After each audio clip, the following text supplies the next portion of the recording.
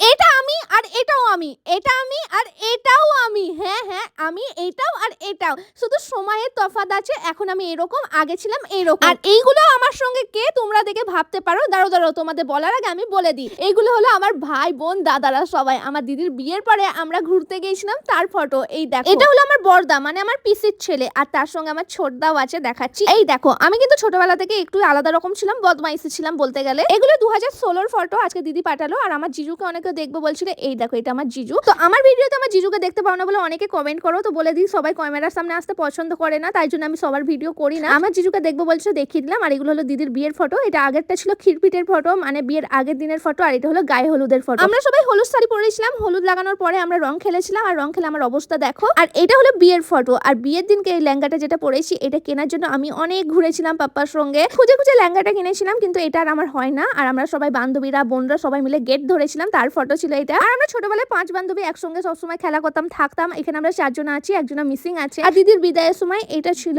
আর আমি আগে না অনেক রোগা ছিলাম, এখন গেল 3-4 বছর হলো একটু মোটা হয়েছি। আগে যখন রোগা ছিলাম না, সবাই বলতো রোগা ভালো লাগে না, মোটা হও মোটা হও। এখন যখন মোটা হয়েছি, এখন সবাই বলে রোগা হও। আমি নিজেও জানি না কোনটা ভালো লাগে। আমার দিদি আজকে এই ফটোগুলো পাঠালো, তাই তোমাদের সঙ্গে শেয়ার করলাম। তোমরা কমেন্ট করে বলো, আগে ভালো লাগতো না এখন আমাকে দেখতে ভালো লাগে।